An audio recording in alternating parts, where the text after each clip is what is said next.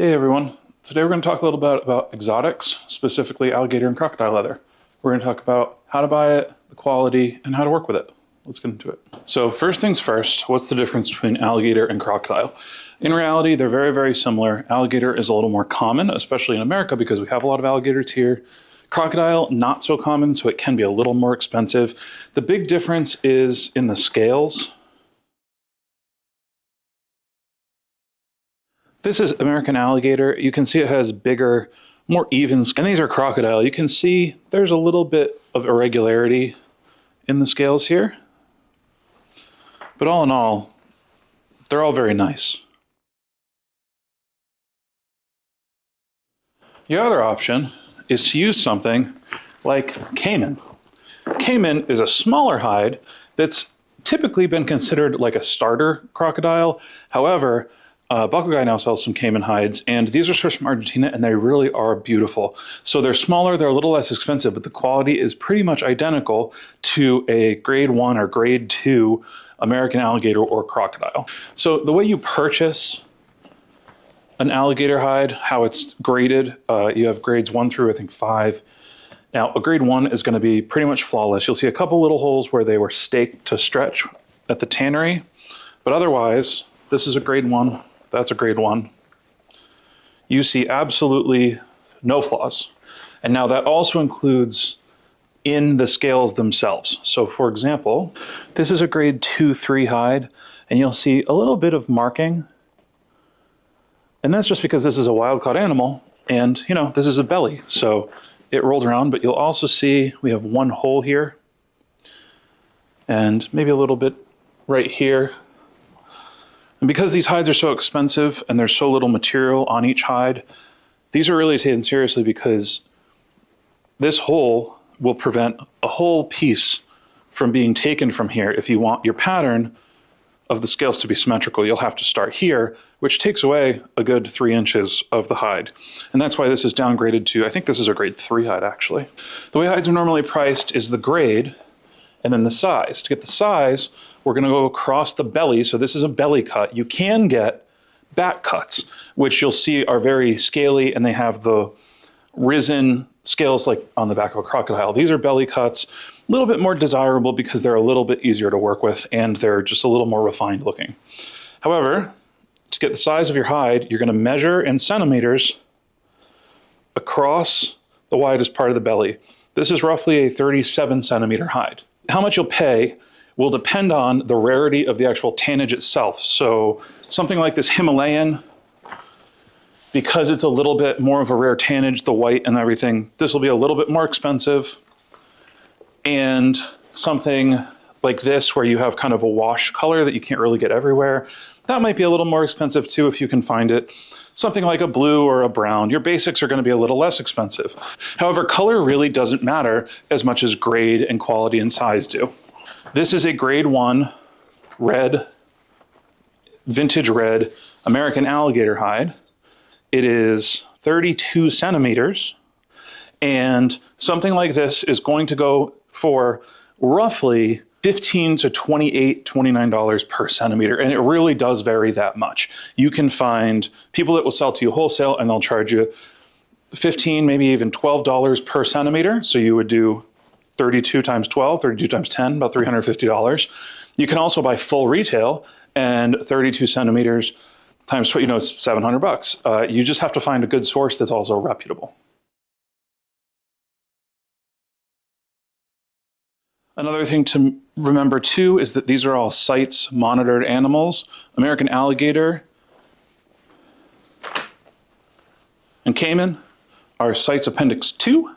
That means that they're not endangered, but they do monitor to make sure that they're being harvested correctly. Now, that's the reason why Buckle Guy only sells these caiman hides, even though they're from Argentina in the United States. And it's the reason why when you get to bigger hides, you're going to have tail tags,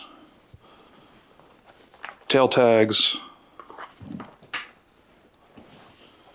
tail tags, and this is going to give you usually the CITES number for each individual hide. When you get to crocodile, There are some species that are CITES Appendix 1 and some that are Appendix 2, but most species are CITES Appendix 1, which is endangered, so you have to be much more careful about importing these and sending these across borders. However, it is possible. It's fairly easy. That is another reason why crocodile might be a little bit more expensive when you're buying it from the tannery itself. And what can you make with crocodile and alligator? Well, everything from simple card wallets. This is shell cordovan on the inside, Himalayan on the outside. This is a metallic sea foam with just some regular wicket and Craig. Can do that. We can do, I like to pair alligator with some more plain leather to make an everyday bag, or if you want to get super opulent, you can go full crocodile. And this is so much crocodile that even the inside pocket right there is crocodile. You can make them very flashy, something like this, or you can make them very subdued and simply use the alligator or crocodile as a nice fun texture that does not really stand out beyond just its beautiful texture. So you want to learn how to work with alligator and crocodile, but you don't want to spend a whole ton of money. Well, I have this beautiful orange caiman hide that I just got from Buckle Guy, and we're going to make a little card wallet, and I'm going to show you some of the special things that are a little bit different than working with a cowhide or buffalo or kangaroo that you need to know to successfully work with a crocodile hide. I like to use a pattern piece when I'm doing anything on an alligator or crocodile hide because it really shows you what you're going to get with the scales. Now you can use a piece like this, or you can also use a little window like this so you can see the scales, what you're going to get. On bigger hides, you'll end up getting just like, kind of like very large chunks of scales, right? If the animal's bigger. With smaller hides, you can see we get a lot of different variation depending on where we go on the animal. Now, generally, we want to do a nice center line here. But what I'm going to do is, because this is even a little too big, is we're going to go down to the tail. And we're going to put this all the way up here. Now this is where the animal goes to the bathroom, and then that's how you find whether it's a boy or girl, in the animal, not in the hide. And I think I like this. Get some small scales on either side, nice center line. So what I'm going to do is, I'm going to pop my pattern in there, and then I'm going to trace it. I always trace with a Sharpie on croc hide. So I size everything about 1/8 of an inch bigger so I can cut inside the Sharpie line. It just is the thing that I want to make sure that if I'm going to make a cut, I'm going to make the perfect cut on a hide like this. So I'm okay having a little bit of trim allowance because reality is we're not going to use this anyway. Cutting alligator and crocodile is pretty similar to cutting regular leather, except it is a little bit tougher because it's literal armor. So I'm going to bring my straight edge in from my Sharpie line. This is a brand new blade. I'm going to have to do a couple passes here. And don't be afraid to do a few passes. You don't want to press down, lose control, and because remember, every inch of this stuff you damage costs money. So if you have to recut a piece this big, you're going to have to go up into a whole separate part of the animal sometimes. It's not great. But if you go slow, it's easy. Just don't think you're going to get it in one little go. You see there, we got a big, sometimes you get these back pieces, and they are real tough to cut.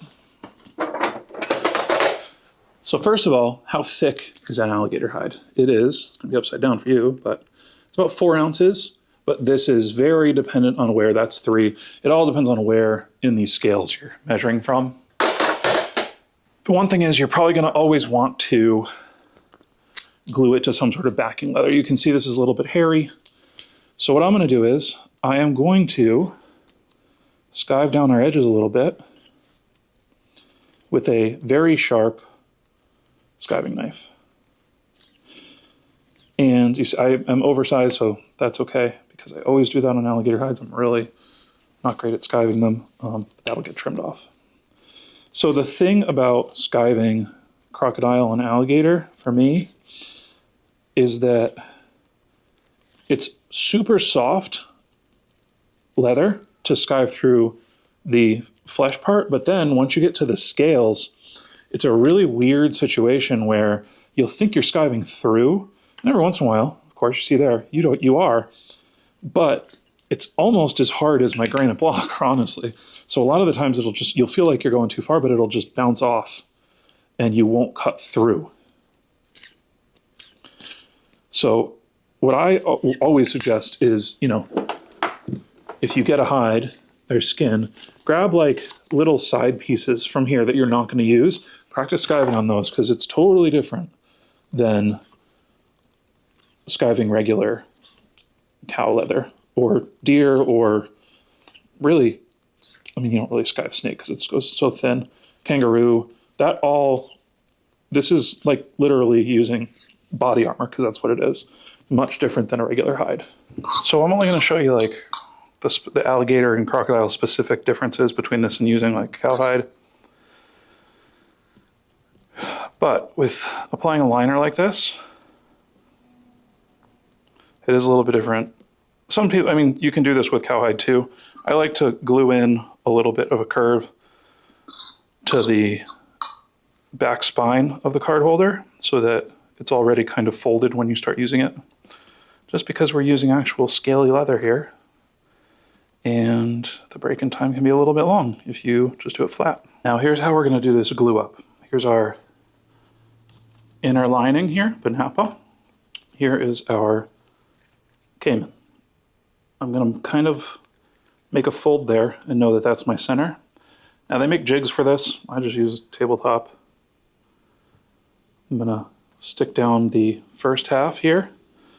Then I'm going to fold it over my workbench, glue down the second half, and that's it. I kind of go back and forth like this, and you can see we have glued in our bend. So everything will sit nice, no wrinkles. All right, the last thing to do, we're gonna need to do some edge painting because you really can't burnish the edges of a croc skin, and you also can't really dye them. The dye will just, when you put some dye in, it'll like creep. I've tried it before. It'll creep across the skin. So I have here our stitched up card wallet.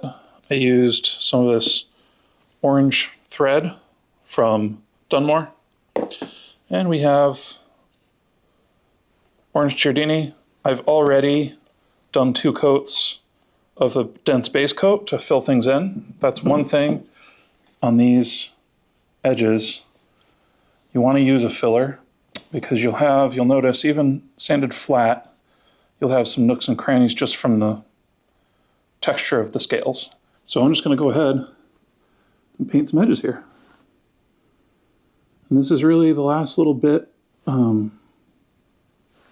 of what's super unique about working with croc skin. I tried to give you as much info as I could about actually getting some, and I would highly suggest trying these little caiman skins first. And they're not even that small. You could make a small bag with one, but that's a really good intro price-wise and quality-wise. These are really great quality skins. Not all caiman is created equal. These Argentinian hides are sourced ethically, and the quality is really nice. And you know how to go about sourcing by the grading. You know a little bit. You can do a little more research if you want about the different types, alligator versus croc. Now, to put it in perspective, if you want to grab one of the little caiman skins, you'll be able to get like between 2 and 4 wallet shells out of one. So it's really not that bad price-wise when you take that into an account. And that's going to be it. Thank you guys so much for watching, and I'll see you in the next one.